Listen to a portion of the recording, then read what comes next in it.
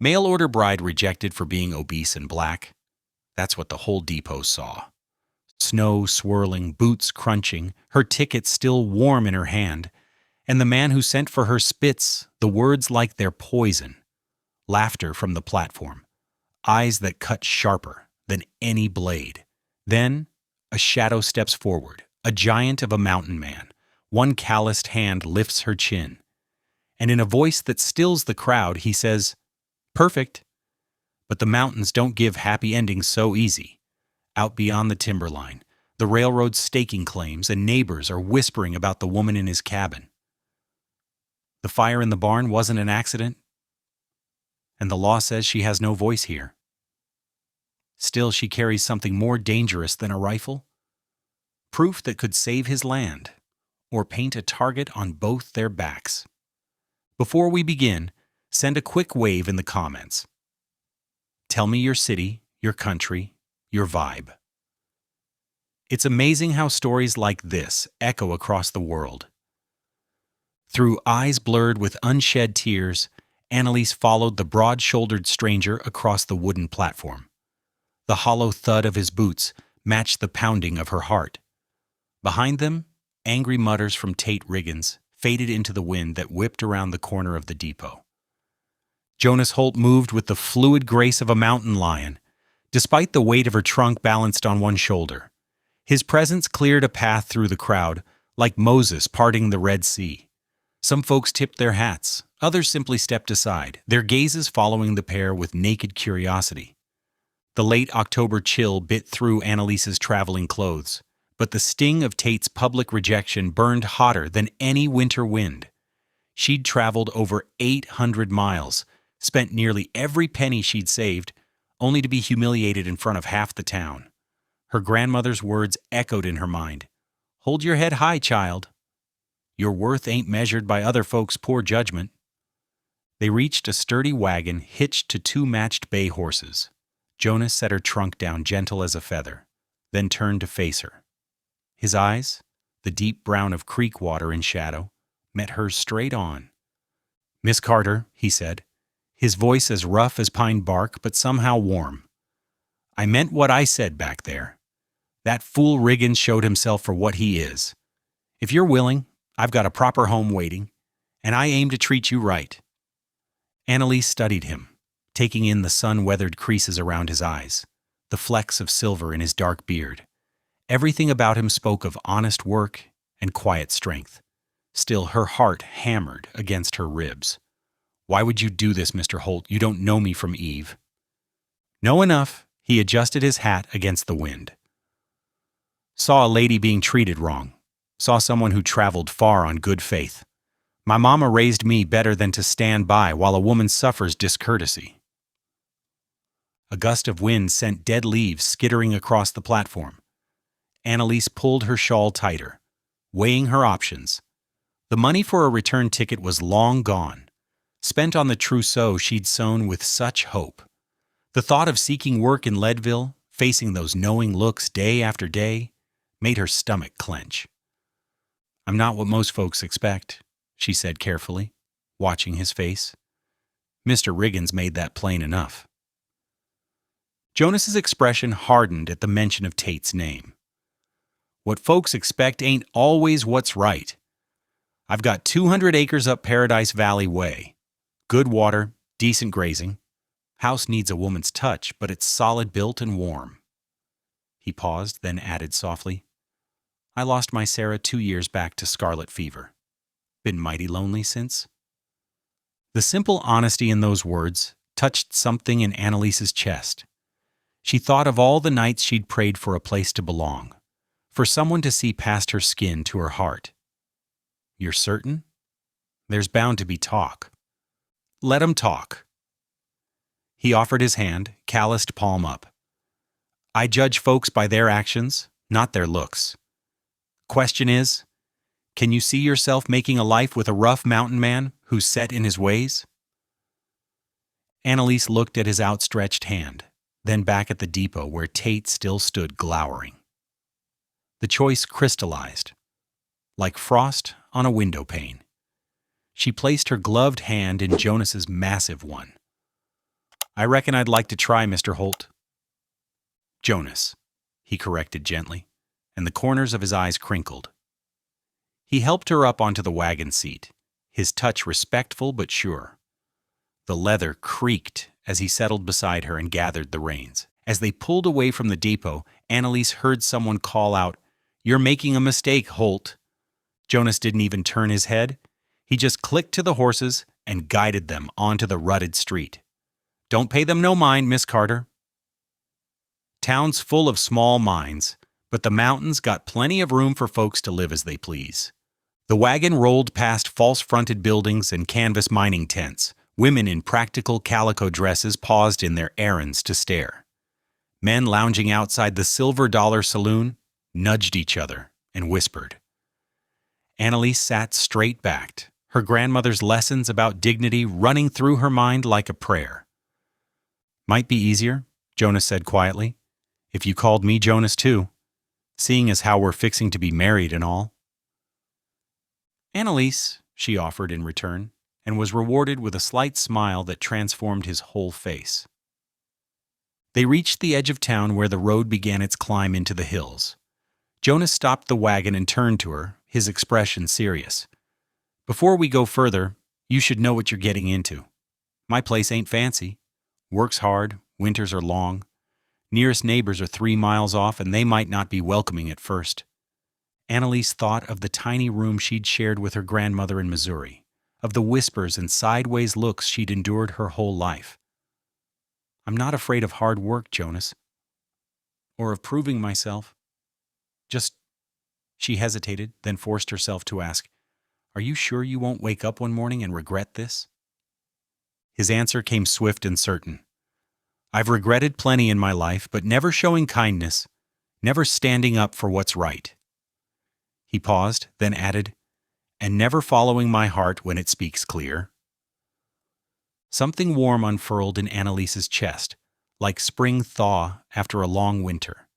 She nodded, unable to speak past the tightness in her throat. Jonas flicked the reins, and the wagon started up the mountain road. The October sun painted the aspen leaves gold against the deep green of the pines.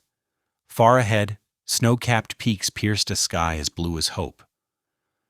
With each turning of the wheels, the whispers and stares of Leadville fell further behind, and Annalise felt something she hadn't dared feel since stepping off the train, the first fragile stirrings of belonging. The wagon's wooden wheels crunched through patches of early snow as they left Leadville's bustle behind. Annalise pulled her shawl tighter, watching the town shrink into the vast landscape of peaks and pines. The mule team's ears flicked back and forth, their breath steaming in the mountain air as Jonas guided them onto the valley road. Her companion sat tall and steady on the wagon seat, his presence as solid as the mountains themselves. Though her heart still fluttered from the scene at the depot, something about Jonas's quiet strength helped calm her nerves. He handled the reins with practiced ease, his large hands gentle with the skittish animals. "Got about 4 hours ride ahead," Jonas said, breaking the comfortable silence. "Trail gets steep past the silver mines, but these mules know every turn." He gestured toward the snow-capped peaks rising before them. "My place sits high in the Arkansas River Valley. Good water year-round, fed by mountain springs." Annalise nodded, studying the rugged terrain. "It looks wild and beautiful." She hesitated, then added, "Though I reckon it gets mighty lonely up here." "That it does." Jonas's voice carried a weight of memory. "Got the cabin built solid, though. Double thick walls of pine logs, root cellar deep enough to keep stores through winter. Even put in glass windows last summer." Pride warmed his usual gruff tone. "It ain't fancy, but it's home." The mules picked their way around a sharp bend, revealing a vista of untamed country stretching toward the horizon. Annalise found herself sharing bits of her own journey.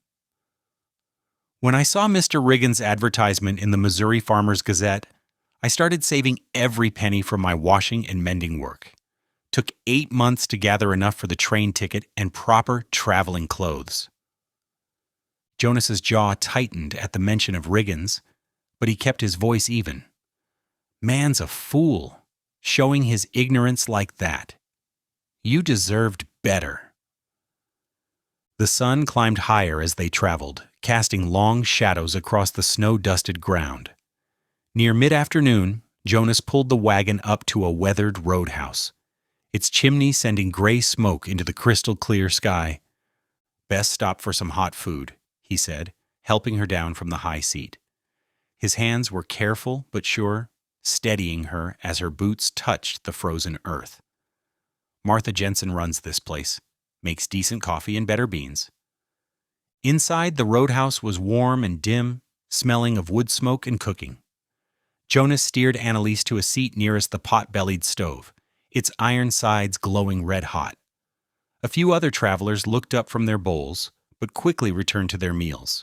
Martha Jensen, a stout woman with gray-streaked hair, brought them 2 steaming bowls of pinto beans and thick slices of brown bread.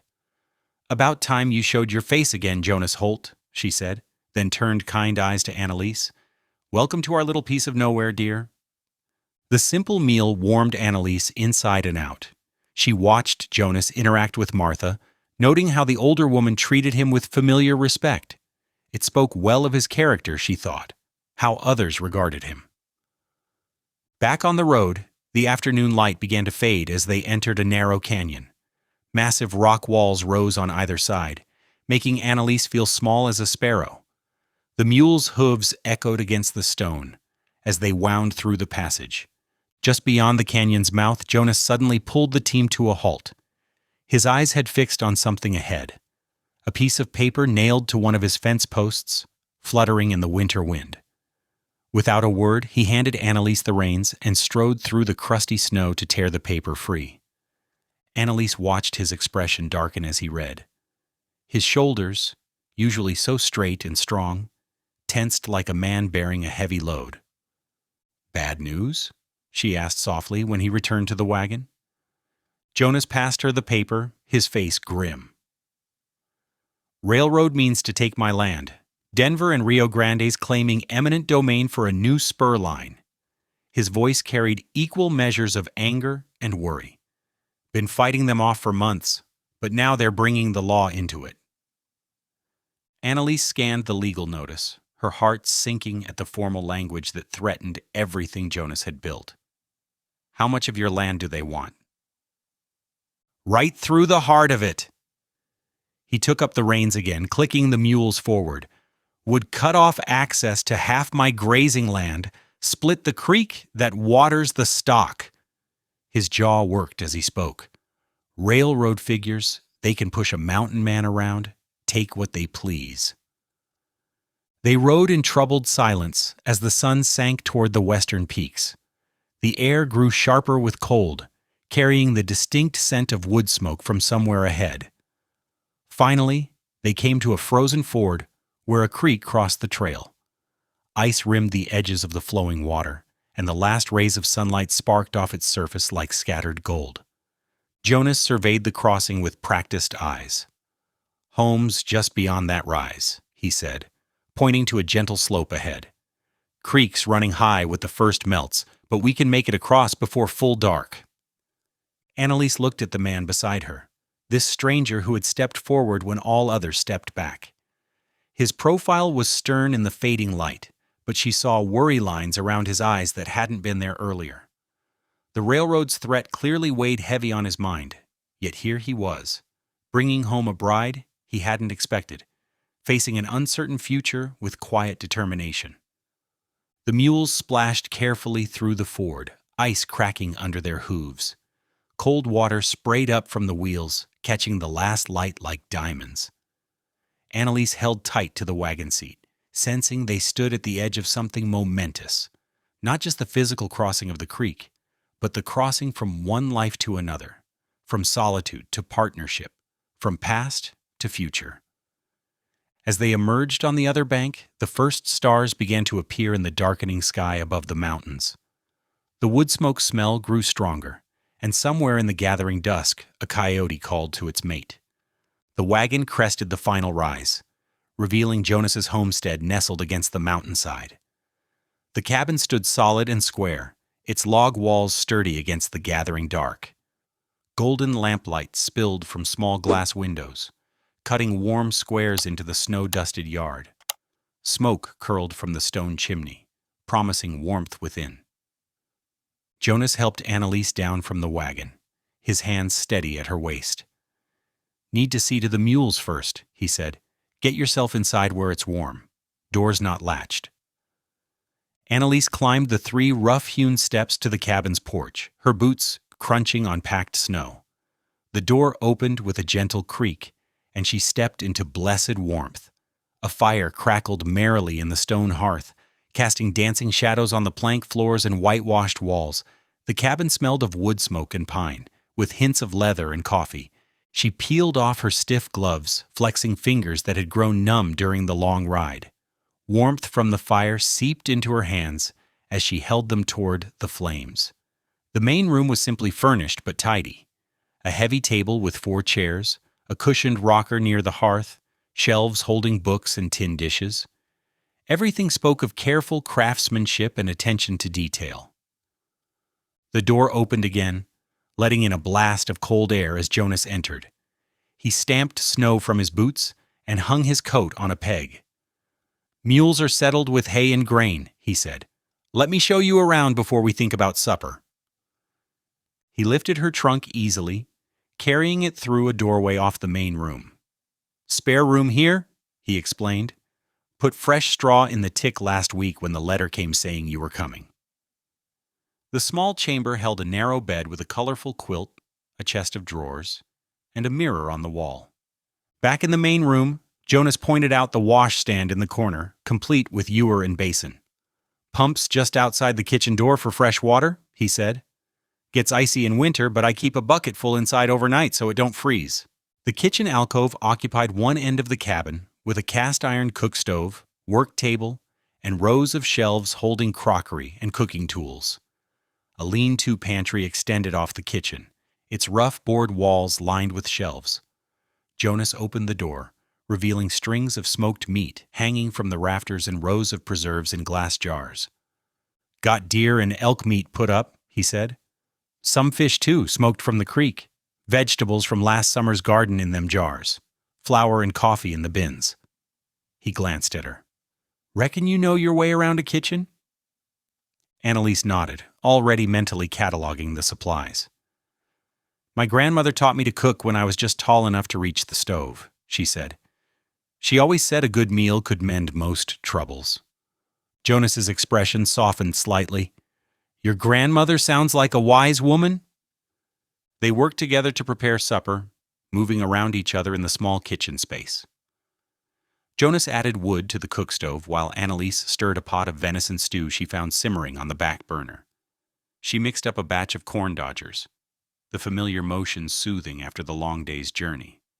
The table looked welcoming with 2 bowls of steaming stew, a plate of golden dodgers, and cups of hot coffee. They ate in comfortable silence for a while, the fire popping and hissing in the hearth. Annalise found herself sharing stories of learning to cook at her grandmother's side, the secret to light biscuits, how to tell when preserves had set just right. Jonas listened intently, offering occasional comments about his own routines through the seasons. He spoke of summer days spent checking on cattle in the high meadows, of hunting trips into the mountains, of mending fences and cutting hay, while the weather held good. As they finished the meal, Jonas's expression grew serious. He wrapped his big hands around his coffee cup, studying the contents for a moment before speaking. "Reckon I owe you the plain truth about today," he said finally. "Why I stepped in at the depot." Annalise set down her spoon, her heart beating a little faster. "I'd wondered about that." "Got a grazing lease from the territory for the high meadows," Jonas explained. "Good summer range for the cattle, but there's a clause in it. Land has to be worked by a family, not a single man." His jaw tightened. "Need to be married before spring roundup or I lose the lease. Already got one warning about it." He looked directly at her then, his dark eyes honest. "That's why I couldn't stand by and watch Riggins treat you that way. Needed a wife, yes, but more than that, couldn't bear to see a good woman shamed in public." He paused. "Still, I won't rush you into anything. We can take time to know each other proper first." Annalise felt an odd mix of emotions, relief at understanding his motivations, appreciation for his forthright manner, and a growing sense of possibility. "I thank you for your honesty," she said softly, "and for giving me time to think on things." They cleared the table together, Annalise washing the dishes while Jonas dried them with practiced motions. The familiar domestic task helped settle her thoughts. Outside the windows, snow had begun falling steadily, thick flakes drifting past the lamplight. As the evening drew to a close, Jonas showed her where to find extra quilts and a warming pan for her bed. He moved around the cabin with the ease of long habit, banking the fire for the night. The flames subsided to a steady glow that would last until morning. "Sleep well," he said simply, before retiring to his own room off the main chamber. Annalise changed into her nightgown and climbed into the narrow bed, pulling the quilts up to her chin.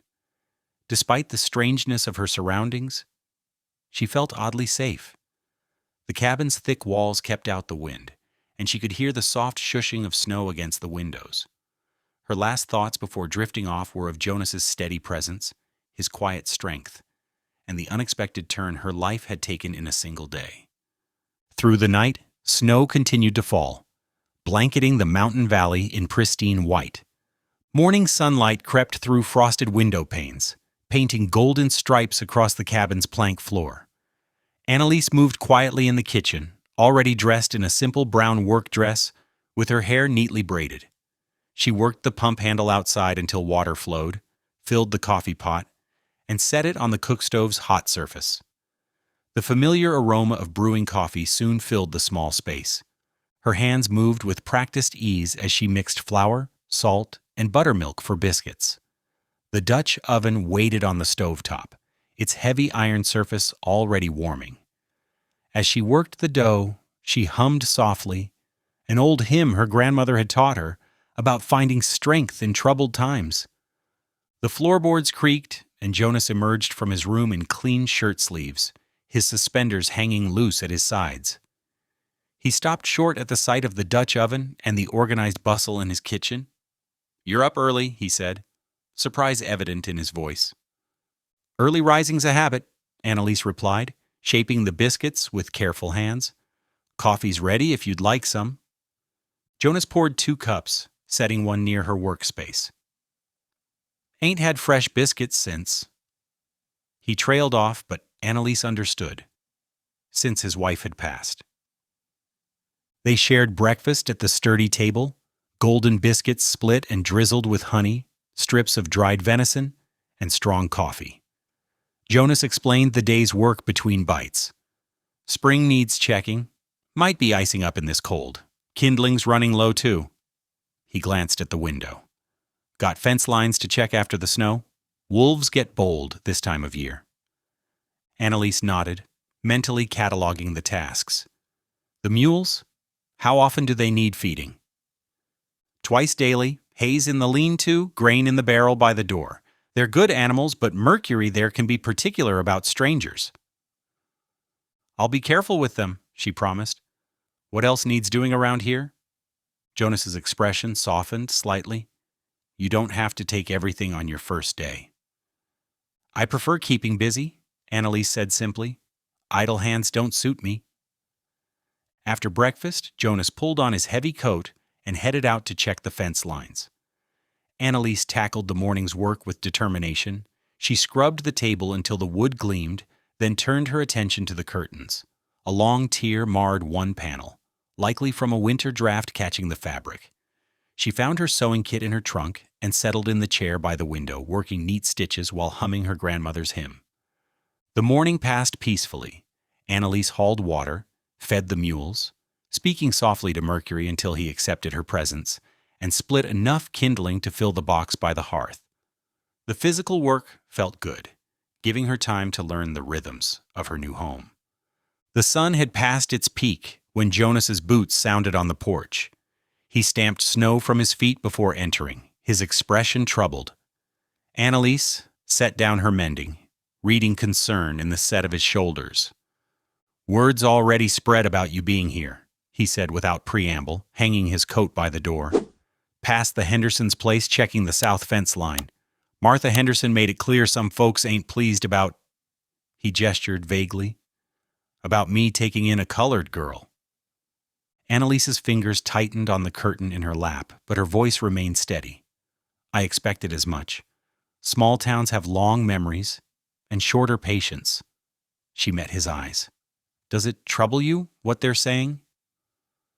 Jonas's jaw set firmly. What troubles me is people thinking they've got any say in who lives under my roof. He moved to the fire, warming his hands. This is my land, bought and paid for. My choice, who shares it? Annalise nodded, touched by his stubborn defense but knowing the reality they faced. After a moment, she asked, What work needs doing tomorrow? I saw the vegetable patch out back needs clearing. Once the snow melts some. Jonas turned to study her, something like admiration crossing his features. You're determined to just carry on, ain't you? Life doesn't stop for other people's opinions, she said simply. My grandmother taught me that. Now about that vegetable patch. They spent the afternoon discussing spring planting and what supplies they'd need from town. Jonas knew hunting and cattle, but admitted his garden had suffered since his wife's passing. Annalise shared what she knew about companion planting and timing the crops to avoid late mountain frosts. As evening settled in, they took their usual places by the fire. Jonas sat in his chair, the steady scratch of whetstone against knife blade mixing with the crackle of burning logs. Annalise settled in the rocker with her family Bible, its leather cover worn smooth by years of handling. The familiar words brought comfort as she read silently, her grandmother's voice seeming to echo in the verses about faith and perseverance. The warmth of the fire and the peaceful quiet gradually lulled her tired body. Her eyes grew heavy, the Bible settling in her lap as she drifted off. Through half-closed eyes, she saw Jonas rise quietly from his chair. He lifted a patchwork quilt from the chest by the wall and carefully draped it over her. His rough hands were gentle as he tucked it around her shoulders. Rest easy, he murmured, though she was already mostly asleep. He moved about the cabin with quiet efficiency, banking the fire for the night. The last thing Annalise registered before sleep took her completely was the soft glow of embers and the solid presence of the man who had unexpectedly become her protector. A week of mountain winter had settled into a familiar rhythm at the cabin. The morning dawned clear and cold as Jonas hitched the mules to the wagon for their supply run to Leadville. Annalise wrapped herself in her warmest shawl and climbed up beside him on the wooden seat, their breath forming white clouds in the frigid air. The wagon wheels crunched through crusted snow as they made their way down from the highlands. They passed lonely mine shacks, perched on the hillsides, thin streams of smoke rising from their chimneys. Ranch houses dotted the valley floor, their fenced pastures filled with winter-hardy cattle, huddled against the cold. Jonas handled the reins with practiced ease, guiding the mules around icy patches. Mercantile first, he said, breaking their comfortable silence. Then the feed store, if you're willing to wait while I arrange a hay delivery. Of course, Annalise replied, her gloved hands folded in her lap. She had spent the morning making a careful list of needed supplies, determined to show herself capable of managing a household. The streets of Leadville were relatively quiet when they arrived, though a few people stopped to stare as Jonas helped Annalise down from the wagon. The bell above the mercantile door jangled as they entered, and all conversation inside ceased abruptly. Mrs. Martha Prentice stood behind the counter, her thin face pinched with disapproval. When Annalise offered a polite "Good morning," the older woman deliberately turned away, addressing Jonas instead. "Mr. Holt," she said crisply, "what can we get for you today?" Annalise kept her chin raised, refusing to let the slight diminish her. She moved purposefully through the store, selecting what they needed: a large sack of flour, salt for preserving, lamp oil for the dark winter evenings. Her grandmother's voice echoed in her memory.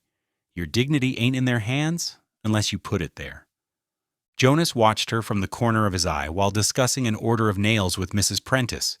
His presence felt like a shield, solid and reassuring in the hostile atmosphere of the store. When they emerged into the cold air, Annalise's arms full of wrapped packages, a group of boys loitered near the wagon. One of them, no more than 12 with a threadbare coat, muttered a crude slur as they passed. Jonas's head snapped around, his eyes blazing. The glare he leveled at the boy could have melted steel. The young troublemaker's face went white, and he scrambled away so fast he nearly fell, his companions scattering behind him. "You didn't have to," Annalise said softly as Jonas loaded their purchases. "Yes, I did." His voice was firm but gentle. "Won't have that kind of talk around you." They were nearly finished at the feed store when Eli Marks approached their wagon. The neighboring rancher's weathered face held a calculating look as he stopped beside them. "Jonas," he drawled, deliberately ignoring Annalise. "Been meaning to ask, you thinking of marrying her?" The question hung in the cold air like frost. Annalise felt her shoulders tense, though she kept her expression carefully neutral as she secured a package of coffee. Jonas's response came swift and sharp. "That's my business, Eli." His tone held no room for argument, though Marks looked like he wanted to press the issue. The neighbor opened his mouth, then thought better of it when he met Jonas's steely gaze. With a shrug that suggested the conversation wasn't over, he moved on. The ride home was quiet, but not uncomfortably so. Annalise found herself studying Jonas's profile as he guided the mules up the snowy track. His jaw was set in the same determined line she'd seen that first day at the train depot when he'd stepped forward to claim her in front of everyone. Back at the cabin, while Jonas unloaded the heavier supplies, Annalise unpacked her purchases in the kitchen.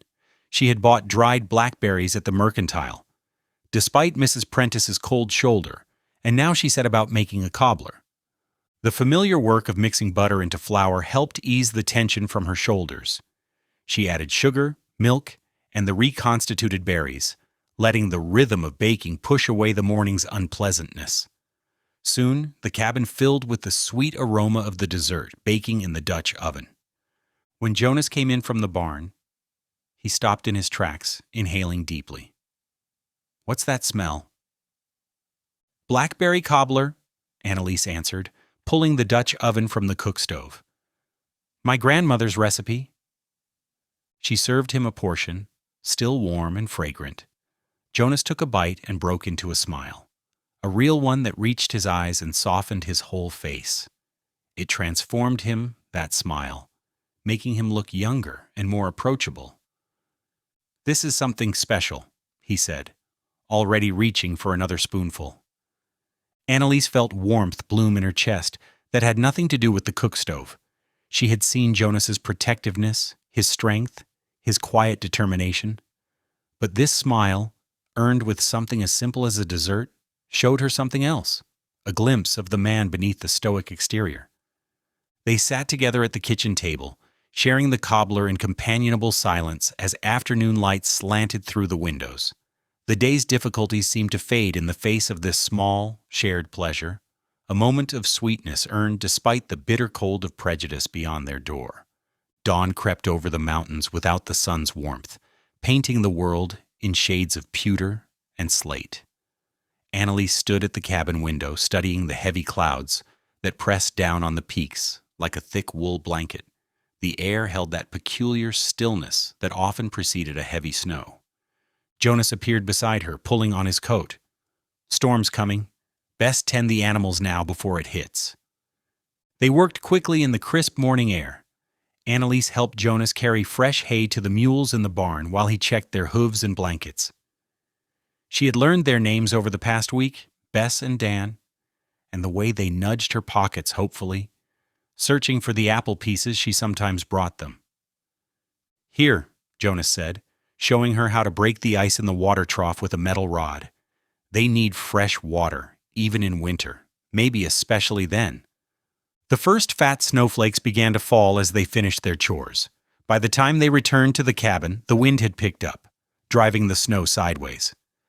Jonas brought in extra firewood while Annalise stoked the cook stove, adding chunks of coal to keep it burning hot through what promised to be a long day indoors. They settled into a quiet rhythm as morning turned to afternoon. Jonas sat in his chair by the hearth, the steady scrape of his knife against wood marking time as he whittled what looked like it might become a small horse. Annalise perched in the other chair, a pile of his wool socks in her lap needing mending. The comfortable silence between them felt different now, weighted with words, yet unspoken. Annalise watched Jonas's hands move steadily over the wood, noting how the firelight caught the silver threads in his dark hair. Emily loved days like this, he said suddenly, his voice soft but clear over the wind's moan. Said it made the cabin feel like the only place in the world. Annalise's needle paused mid-stitch. This was the first time he had spoken his late wife's name. She was a good woman, Jonas continued, his eyes on the wood shavings curling away from his knife. We had 10 years together. Not enough, but good years. Scarlet fever took her 2 winters ago. Nothing I could do but watch her slip away. His knife stilled, and Annalise saw the depth of loss etched in the lines around his eyes. "I'm sorry," she said softly. "Losing someone you love, it leaves a hole nothing else quite fills." Jonas looked up then, meeting her gaze. "You sound like you know." Annalise nodded, her fingers working the darning needle through worn wool. "My parents, I was 12. When cholera swept through the riverboat landing where Papa worked. Mama nursed him until she took sick herself. They were gone within a week of each other." The wind rattled the shutters, a lonely sound that seemed to echo the memories they shared. "My grandmother raised me after," Annalise continued, "taught me everything she knew about cooking and keeping house. Said a person has to keep living, keep working, even when their heart is broken." "Wise woman," Jonas said. His knife resumed its steady motion, but his expression had softened. "What happened to her?" "Passed peaceful in her sleep 4 years ago."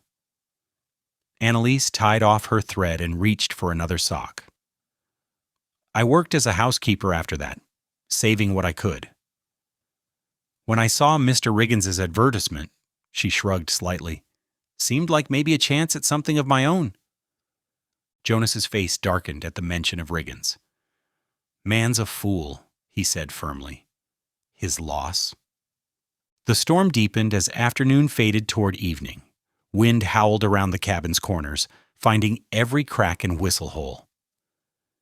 Jonas added more logs to the fire, while Annalise prepared their supper, bean soup with the last of yesterday's cornbread. They ate by lamplight, the storm's fury making the cabin seem smaller, more intimate. Jonas broke off a piece of cornbread, considering it before speaking. "I'm glad you're here," he said simply. "Cabin's been too empty these past years, having someone to share the work, the meals." He gestured at his darned socks drying by the fire. "Makes a difference." Annalise felt warmth bloom in her chest that had nothing to do with the hearth's heat. "I'm glad too," she replied softly. "It feels right here, even with everything else." They both knew she meant the town's hostility, the neighbors' disapproval. The wind rose to a shriek outside, making the lamp flames dance. Jonas stood, checking the shutters were secure. Storms settling in for the night. Best turn in early. Never know what morning might bring after weather like this. Annalise nodded, gathering their bowls to wash.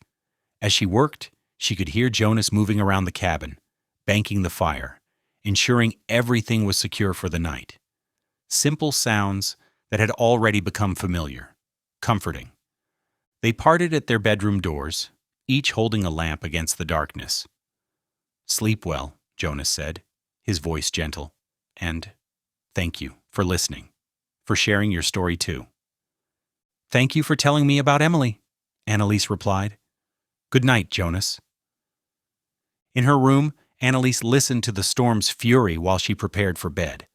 But somehow the wild sounds outside only emphasized the feeling of shelter within. Not just from the weather, but from loneliness too. As she drifted toward sleep, she thought about how grief could carve spaces in a person's heart, But maybe those spaces could also make room for something new to grow? 2 days after the storm, morning sunlight sparkled on fresh snow as Jonas hitched the mules to his wagon. The weather had cleared, leaving behind drifts that reached halfway up the cabin's windows. Annalise stood in the doorway, wrapping her shawl tighter against the lingering chill. "Won't be gone more than a few hours," Jonas said, checking the harnesses one last time. "Gotta fetch that hay from the Whitman place before the next storm hits." "I'll have bread rising by the time you return," Annalise promised. She'd been saving the last of their yeast, waiting for a day warm enough that the dough would proof properly. Jonas nodded, his breath clouding in the cold air. Mind the stove, wind still fierce enough to spark trouble. Annalise watched until the wagon disappeared around the bend, then returned to the warmth of the cabin. She gathered her baking supplies, humming softly as she measured flour into her grandmother's old mixing bowl. The familiar motions of kneading dough settled her mind, though she couldn't shake a nagging unease that had nothing to do with Jonas's absence. Near midday, while waiting for the dough to rise, Annalise noticed something odd through the kitchen window. Smoke from the barn seemed to drift against the wind, curling in ways that made her stomach clench. She pressed closer to the glass, squinting. There, a flicker of orange where no orange should be. Her heart leaped into her throat. "No, dear Lord, no," she whispered, already running for her coat and boots. The barn door stuck in its frame as she yanked it open, and acrid smoke stung her eyes. Through the haze, she saw flames licking up the far wall where the hay was stacked. Annalise sprinted back to the cabin for the water bucket, her mind racing. The well was too far. She'd never make enough trips in time. But the snow? She filled the bucket with packed snow, racing back to throw it on the flames. Steam hissed and sputtered, but the fire kept climbing. Her arms ached as she made trip after trip, knowing it wasn't enough. The crackle of burning hay grew louder, and sweat ran down her back despite the cold. "Please," she prayed between breaths, "please, let Jonas come back." As if in answer, she heard the pound of hooves and the creak of wagon wheels. Jonas's shout cut through the smoke. "Annalise!" "Here," she called back, coughing. "The hay's burning." Jonas burst through the barn door, taking in the situation in one glance. He grabbed empty feed sacks, soaking them in the snow she'd gathered. "Beat it down," he ordered, demonstrating with powerful swings of his makeshift weapon. "Don't let it spread to the rafters." Together they fought the flames, Jonas's strength and Annalise's determination gradually winning out. When the last ember died, they stood panting in the smoky air, faces streaked with soot. Half their winter hay lay in sodden, charred heaps. Jonas touched the blackened wall, his expression dark. "This wasn't no accident," he said quietly. "Someone set this fire, wanting to push us out." Annalise sank onto an overturned bucket, her legs suddenly weak. "Because of me?" she asked, though she already knew the answer wasn't that simple. "Because of the railroad's offer," Jonas corrected, though his tone was gentle. "They want this land for their spur line, and some folks hereabouts would profit if I sold. Having you here just gives them another excuse to cause trouble." They spent the next hour salvaging what hay they could and airing out the barn. The mules had been spooked but were unharmed, though Bess still rolled her eyes at any sudden movement. Finally, exhausted and chilled, they made their way back to the cabin. Night fell early, as it always did in winter. Annalise lit candles while Jonas built up the fire, neither speaking much as they prepared a simple supper of beans and the bread she'd managed to bake between trips to the barn. The flames cast long shadows on the walls, reminding Annalise too much of the day's terror. "What will we do?" she finally asked, breaking the heavy silence. "If the hay runs out before spring?" Jonas set down his spoon, considering her question. "We'll manage," he said at last, but Annalise could see the shadows in his eyes.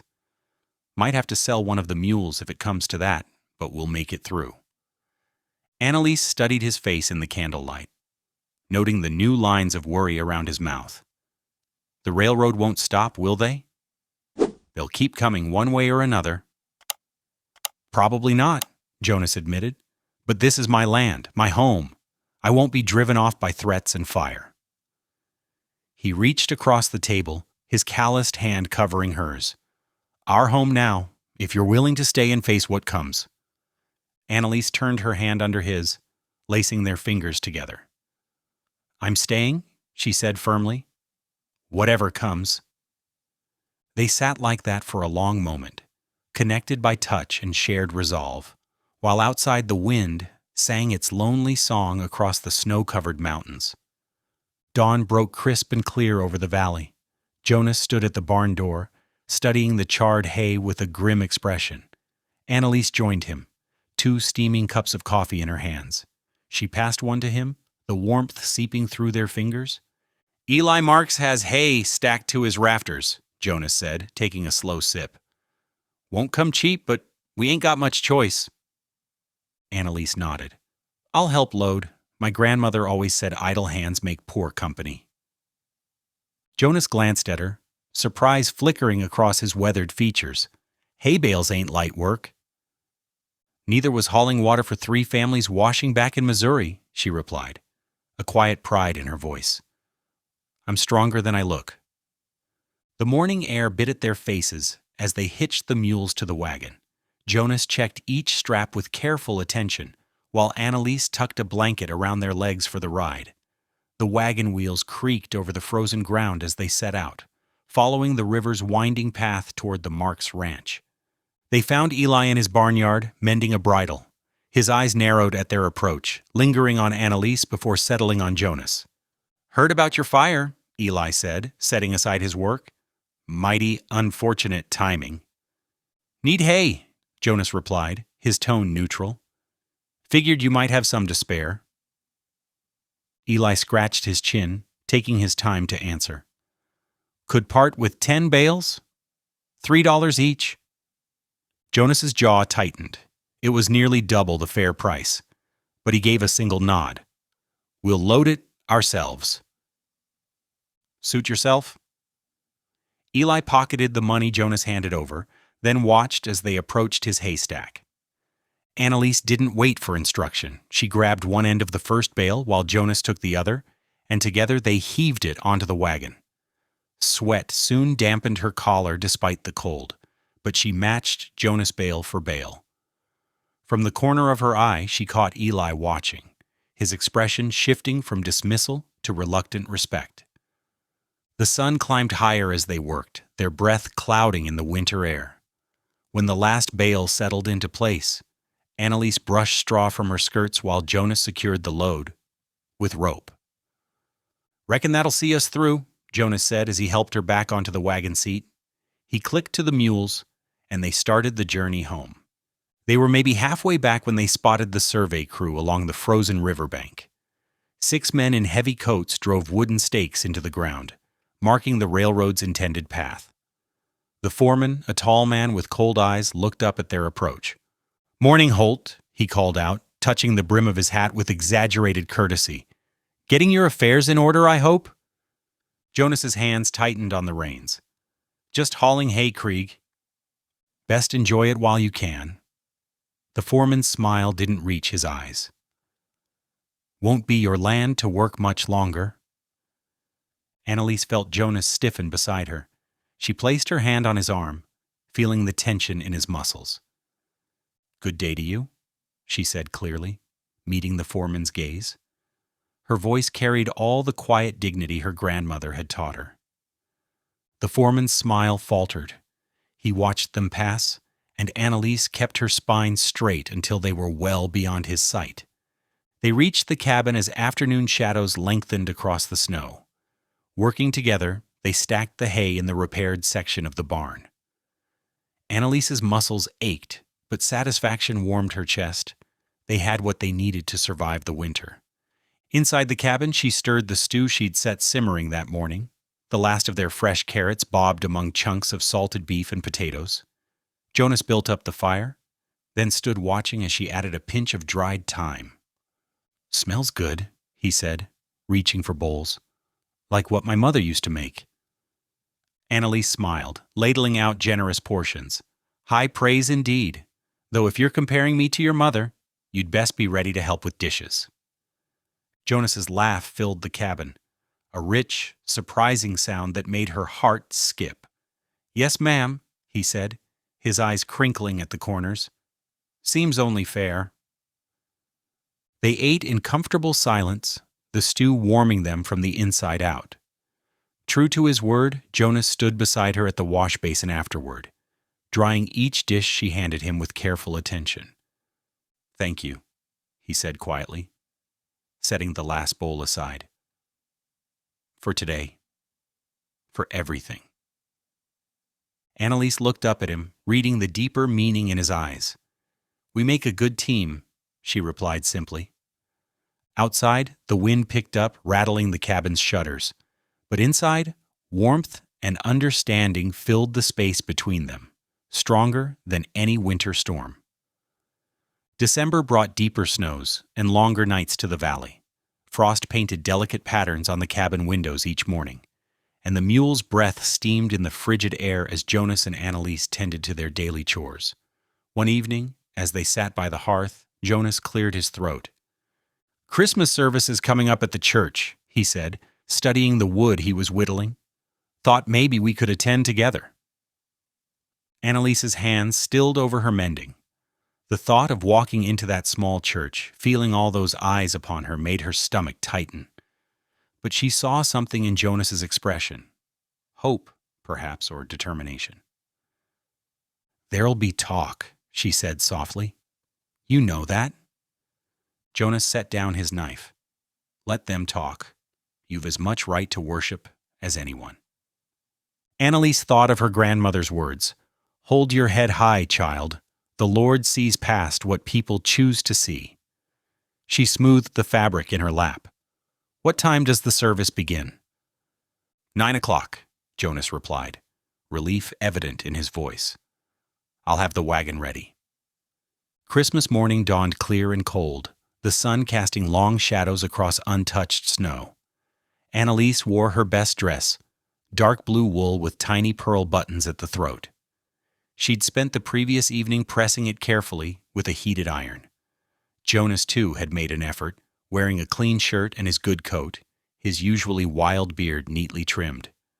The wagon wheels creaked through the packed snow as they made their way into town. Annalise's heart beat faster as the small white church came into view. Pine boughs decorated the entrance, their fresh scent carrying on the crisp air. Jonas helped her down from the wagon, his hand warm and steady. Ready? He asked quietly. Annalise nodded, squaring her shoulders. Together they climbed the wooden steps. Inside, oil lamps cast a warm glow over the gathered congregation. Conversations hushed as they entered. Annalise felt the familiar weight of stairs, but Jonas's presence beside her helped her stand tall. They found seats near the back, where the morning sun streamed through frosted windows. Reverend Thompson called them to worship, and the first hymn began. Annalise knew it well. O come, all ye faithful. She closed her eyes and let the familiar words rise from her heart.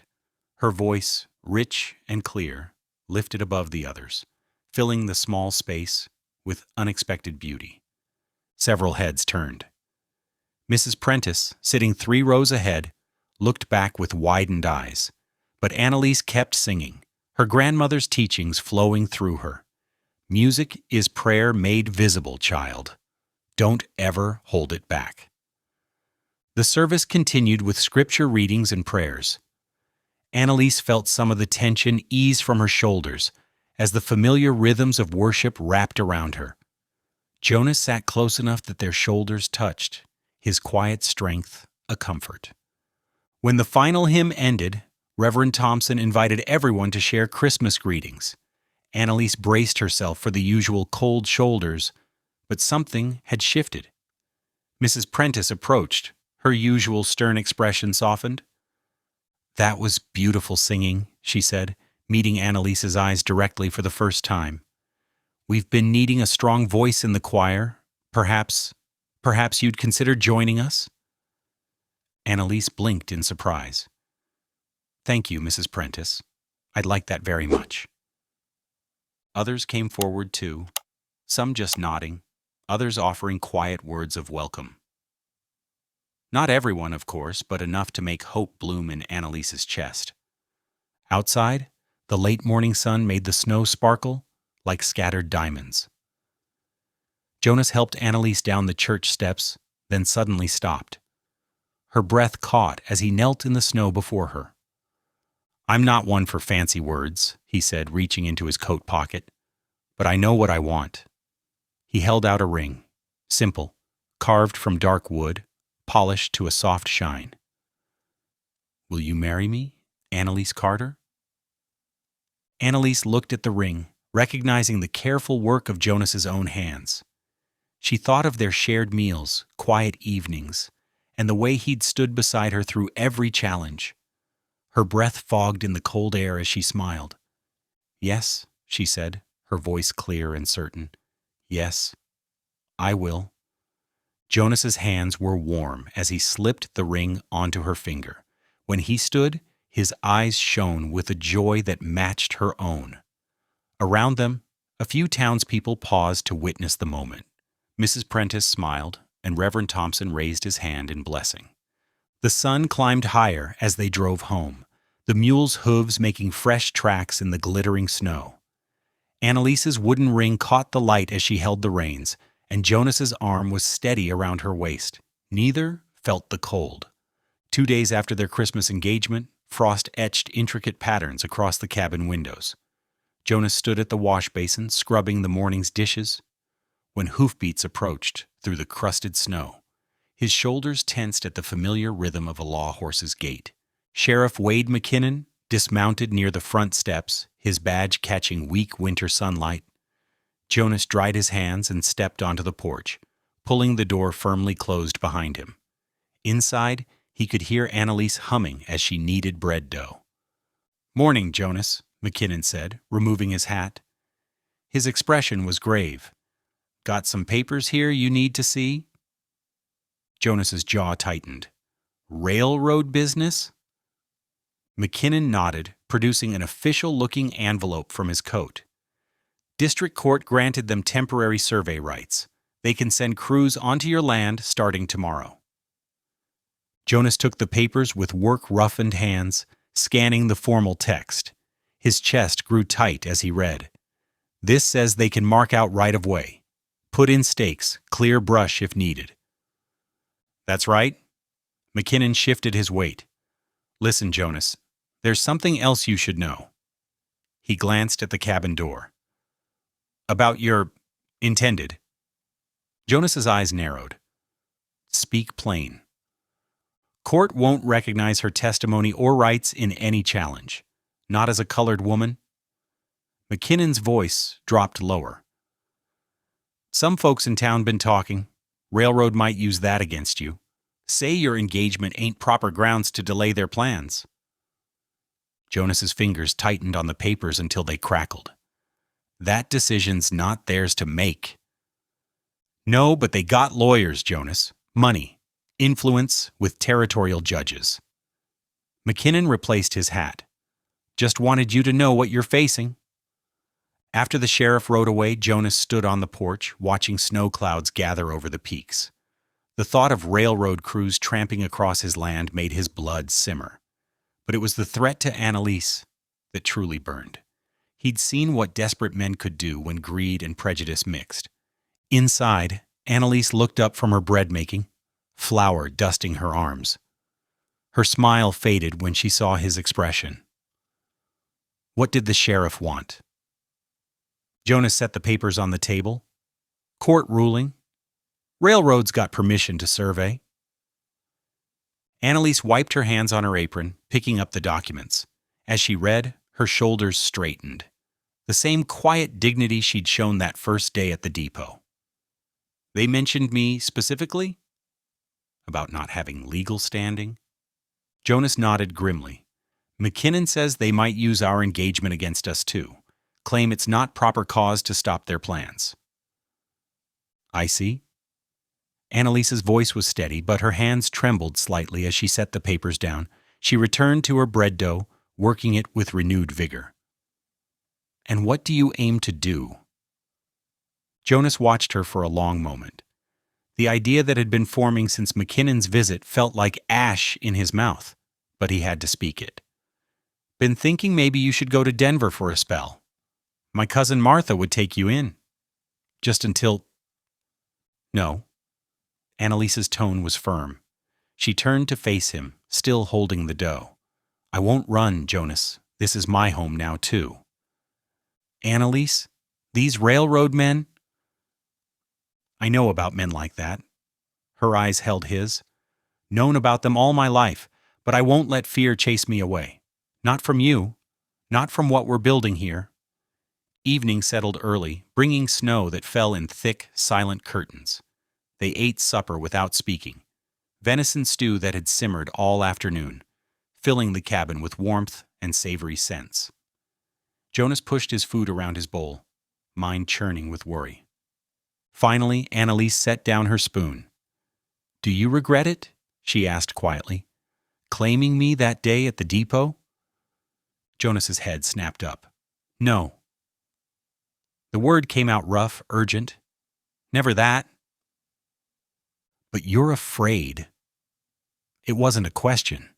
Jonas stood pacing to the window. Beyond the frosted glass, snow continued falling, steadily erasing the world. "I'm afraid of failing you," he admitted. "If I lose this land, I won't have anything to offer. No home, no security." "Jonas?" Annalise's voice drew him back. She stood beside her chair, lamplight catching the wooden ring on her finger. "When you found me at that depot, I had nothing but a trunk full of dreams and a heart full of fear. You gave me something better than security. You gave me respect, trust." She moved closer. "Whatever comes, we'll face it together." Jonas felt something tight in his chest begin to loosen. He reached for her hand, running his thumb over the ring he'd carved. Outside, snow continued falling, closing them in like a curtain. But inside, in the warm circle of lamplight, they held on to each other and the future they meant to build. The evening deepened around them, and the snow showed no signs of stopping. Tomorrow would bring its own battles: railroad surveyors, prejudiced townsfolk, legal challenges. But for now, they had this moment, this quiet strength between them, as solid as the cabin walls that sheltered them from the storm. Gray light crept through the cabin windows as Annalise stirred from sleep. The fire had burned low, casting dim shadows across the main room. Jonas sat slumped in his wooden chair by the hearth, chin tucked against his chest, boots still laced tight. His breath came slow and steady, exhaustion finally claiming him after a night of restless pacing. Annalise pulled her shawl tighter and patted quietly across the plank floor. She studied Jonas's face in repose, the lines etched around his eyes, the silver threading through his dark beard, the furrow between his brows that remained even in sleep. This man had stood between her and shame that first day at the depot, had offered not just shelter, but dignity. Now his own shelter was threatened, and she wouldn't stand idle. The coffee pot clinked softly as she set it on the stove. As she worked, her mind turned over the problem like bread dough, kneading out the tangles. The railroad had money and influence, but surely there were papers, documents that proved Jonas's right to this land? She'd learned young that even the powerful had to follow their own rules sometimes. Jonas woke to the smell of coffee and frying salt pork. He straightened, grimacing as his neck protested the awkward position. "Should have made it to bed," he muttered, accepting the cup Annalise handed him. "You were worried," she said simply, setting plates on the table. Steam rose from the bowls of cornmeal mush sweetened with molasses. "Jonas, tell me about when you first got this land." "The grazing lease? There must have been papers." He nodded, spooning up breakfast. "Had an agreement with the territorial governor back then. Signed document giving grazing rights tied to the homestead patent." His brow furrowed. "Been years since I looked at it. Packed away somewhere." "Could we find it?" Jonas set down his spoon, studying her face. Probably in one of them boxes under the spare blankets. But why? Because that document might help fight the railroad's claim. Annalise's voice was firm. If it shows the territory recognized your rights here first? They finished eating quickly, then pulled the wooden boxes from beneath the stack of winter bedding. Dust motes danced in the pale morning light as they sorted through old papers, letters, and remembrances. Jonas's hands lingered briefly on a dried flower pressed between pages, a reminder of his first wife, Annalise guessed, but she didn't ask. Here. Jonas's voice was gruff as he pulled out a folded packet of yellowed paper. The territorial seal was still visible, though faded. Annalise read it carefully, hope rising in her chest. "This is exactly what we need," she said. "It specifically mentions the River Valley grazing rights as part of your homestead grant." She looked up at Jonas. "This needs to go to the county seat. Today, while the pass is still open?" Jonas shook his head. "Too dangerous. Storms coming in by nightfall." "Which is why it has to be now." Annalise stood, brushing dust from her skirts. "The railroad men will be here tomorrow. We need to file this with the county clerk before they start their survey." "I'll ride in—" "No." Annalise touched his arm. "You need to be here when they come. Show them you're holding your ground." She met his worried gaze steadily. "I can do this, Jonas. I'm a stronger rider than you think, and your mule knows the way." Jonas paced to the window, staring out at the snow-covered yard. The morning sun cast long shadows from the pine trees, and high clouds whispered of weather coming. Finally, he turned back. "You'll take my heavy coat, and the mule needs to be back before dark, with or without the filing done. Promise me." "I promise." Annalise was already moving, gathering what she'd need. She changed into her warmest dress and pulled on thick wool stockings. Jonas helped her into his spare coat, the sleeves hanging past her hands until she rolled them back. The familiar scent of leather and wood smoke wrapped around her. Outside, Jonas saddled his most reliable mule, a sturdy brown beast named Moses. He packed trail bread and jerky in the saddlebags, along with an extra blanket. The precious document was wrapped carefully in oilcloth and tucked inside Annalise's bodice, close to her heart. The morning air bit sharp and clean as Jonas helped her mount. His hands lingered on her arm, and she saw the worry in his eyes. "I'll be careful," she assured him, "and I'll be back before the storm." "See that you are?" His voice was rough. "I didn't claim you at that depot just to lose you to a mountain winter." Annalise gathered the reins, warmth blooming in her chest, despite the cold. Moses shifted beneath her, eager to move. The sun had climbed higher now, making the snow sparkle like scattered diamonds. Ahead lay the trail to town, and beyond that, hope for saving their home. She touched her heels to the mule's sides, and they set off through the crusted snow. At the edge of the yard, she turned back once. Jonas stood watching, his tall figure dark against the white landscape. She lifted her hand in farewell, then faced forward toward whatever lay ahead. The steady crunch of Moses's hooves marked their progress as they made their way down the valley.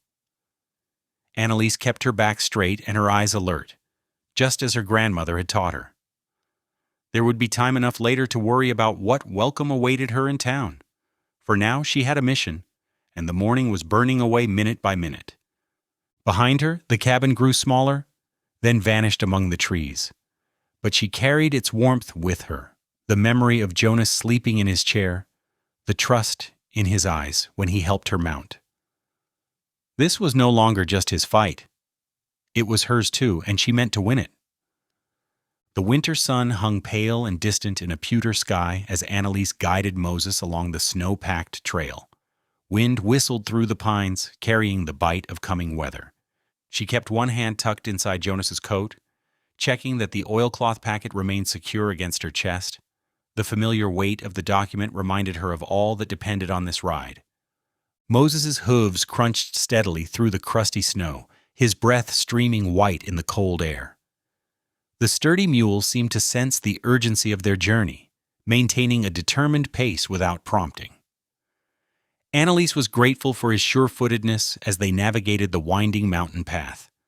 By midday, the cold had worked its way deep into her bones despite the heavy coat. When the weathered sign of the Sage Creek stage stop came into view, Annalise felt a surge of relief. Smoke rose straight and promising from the stone chimney. The proprietor, a gruff woman with iron-gray hair, looked up sharply when Annalise entered. But something in Annalise's steady gaze must have satisfied her, for she gestured toward the pot-bellied stove without comment. "Much obliged," Annalise said softly, moving to warm her hands. "Might I trouble you for some coffee?" "2 bits," the woman replied, already reaching for a tin cup. The coffee was strong and bitter, but blessedly hot. Annalise savored each sip, letting feeling return to her frozen fingers. A handful of travelers huddled near the stove, speaking in low voices about the weather. One man kept casting suspicious glances her way, but Annalise maintained her composure, focusing on the warmth of the cup in her hands. She'd learned long ago that dignity was its own kind of armor. After 20 minutes, she knew she couldn't delay longer. The afternoon was waning, and she still had miles to cover. She left payment on the counter, nodding her thanks to the proprietor, and returned to where Moses waited patiently in the shelter of a lean-to. The rest of the journey passed in a blur of cold and determination. The sun was settling toward the mountains when they finally reached the county seat, a collection of substantial brick buildings rising from the valley floor.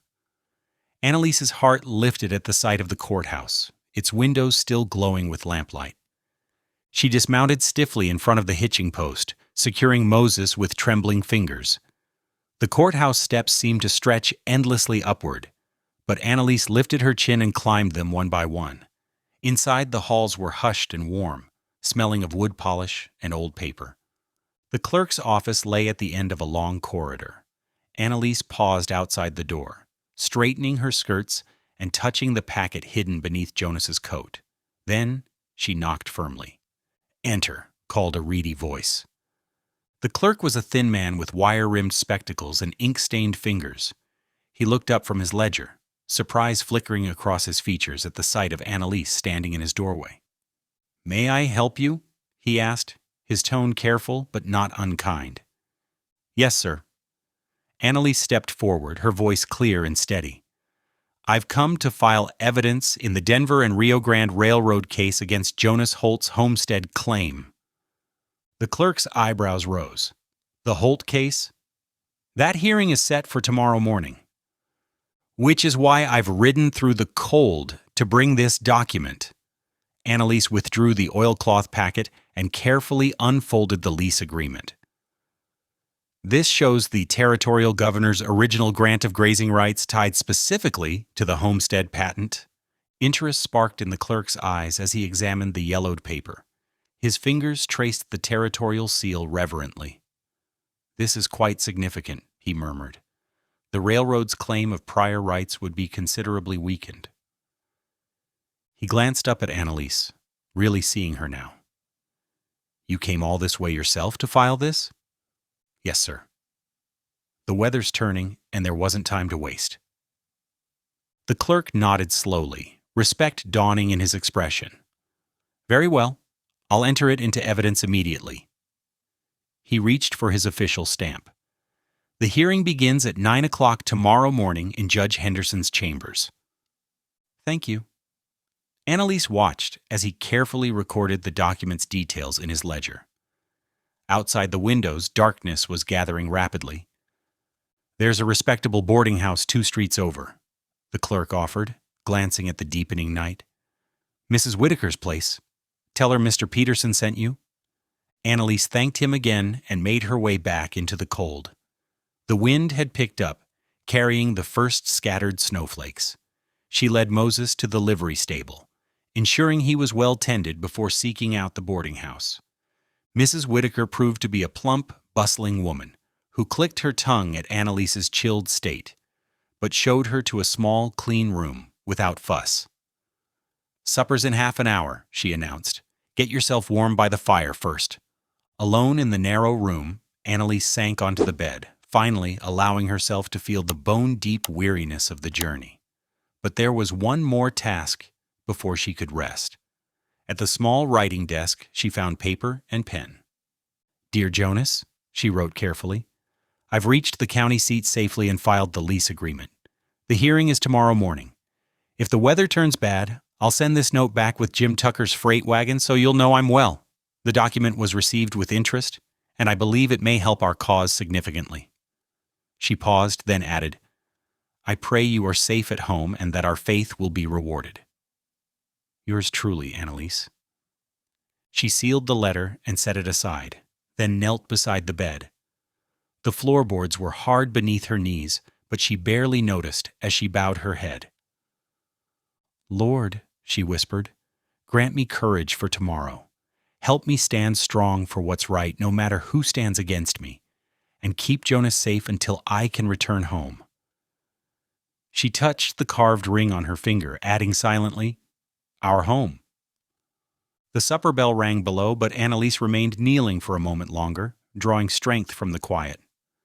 Tomorrow would bring its own challenges, but for now she had done what she could. The rest was in God's hands. Rising at last, she smoothed her skirts and prepared to face whatever the evening might bring. Through the small window, she could see snow falling more heavily now, transforming the street into a blanket of white. Somewhere out there, Jonas would be watching the same snow, waiting for her return. The thought warmed her as she descended the stairs to join the other boarders for supper. The courthouse's double doors groaned as Annalise stepped into the crowded room. Coal smoke from the pot-bellied stove mingled with the musty scent of damp wool coats hung by the door. She found a seat near the back, clutching the oilcloth packet that held Jonas's lease. Two railroad lawyers in fine suits occupied the front table, spreading papers with confident gestures.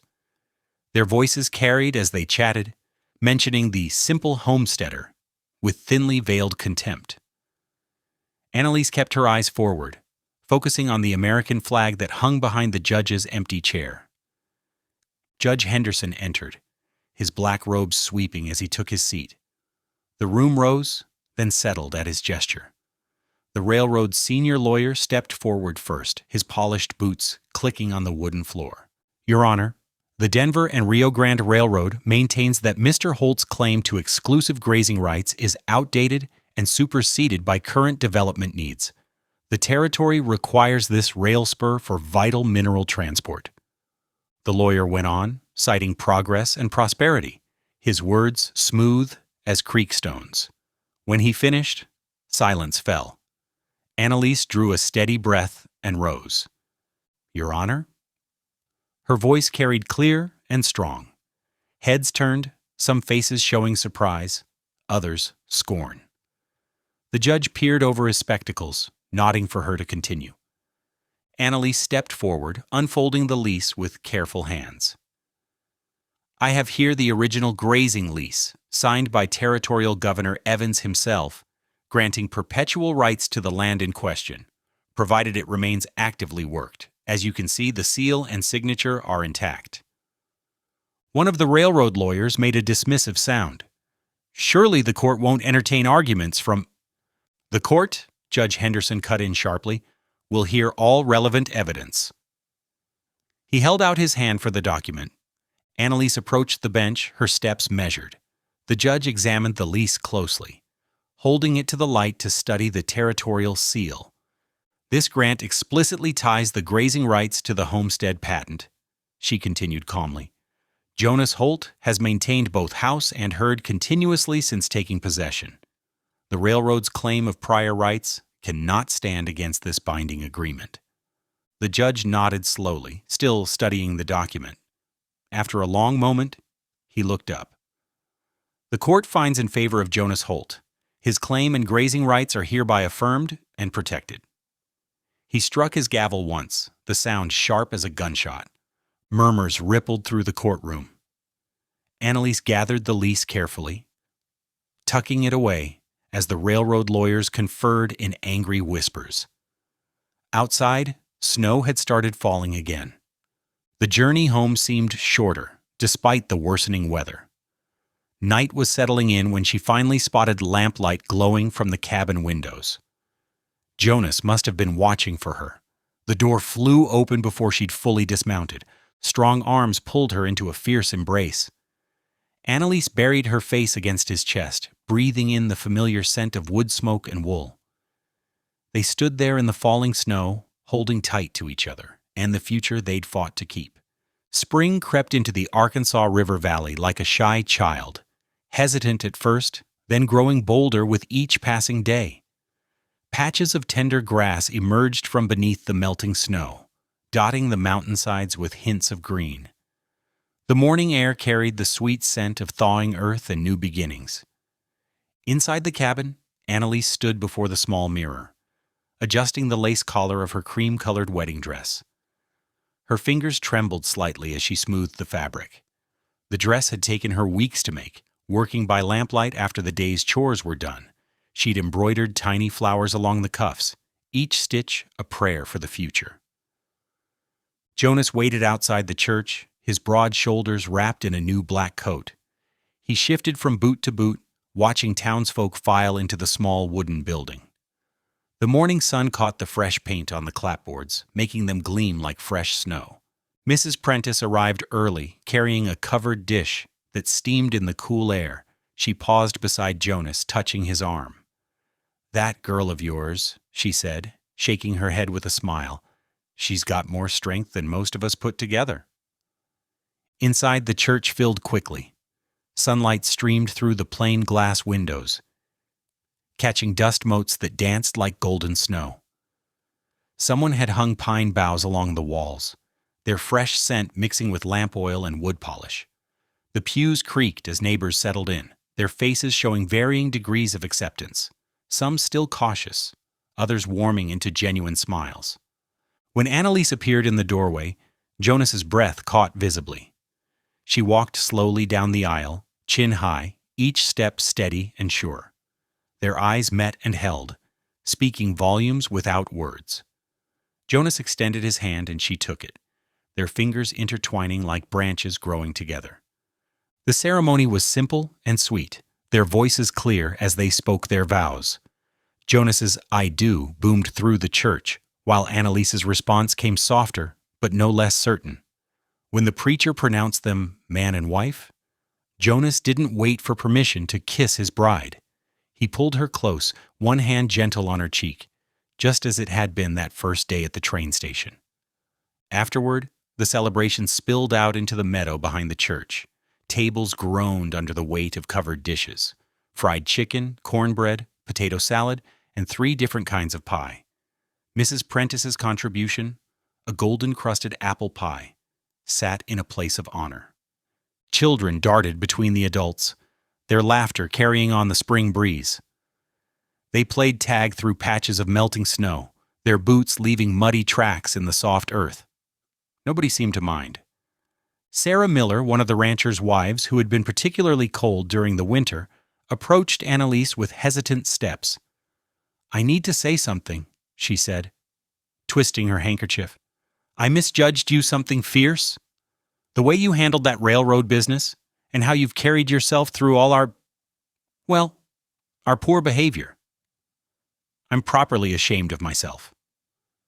Before Annalise could respond, Jonas appeared behind her, his presence solid and reassuring as a mountain. He wrapped one arm around her shoulders, pulling her close against his side. "Perfect," he announced, his voice carrying across the gathered crowd. "Just like I told him that first day." Annalise leaned into his embrace, feeling the steady beat of his heart against her shoulder. Beyond the meadow, the mountains rose proud and eternal, their peaks still crowned with snow, but their slopes warming to spring's gentle touch. She watched a pair of eagles circle high above, riding the thermal currents with effortless grace. In that moment, surrounded by the community that had finally opened its heart to her, held secure in the arms of the man who had seen her worth from the very beginning, Annalise felt a deep certainty settle in her soul. Whatever challenges lay ahead, drought or flood, good years or lean, they would face them together. their love as enduring as the mountains themselves. Thanks for spending a moment here with me. If this story touched you, let's keep this connection going. Hit subscribe, and I'll see you in the next one.